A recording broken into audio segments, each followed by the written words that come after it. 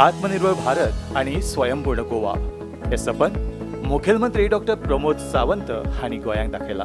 ईडीसीची मुखेलमंत्री रोजगार येवजण नव्या उद्योजकांक कमी व्याजदरान रीण दितात। असोच एक तरणाटो श्रीदेश वेळी जांणी ह्या येवजणेचो स्वयं रोजगारा खातीर लाभ घेतला।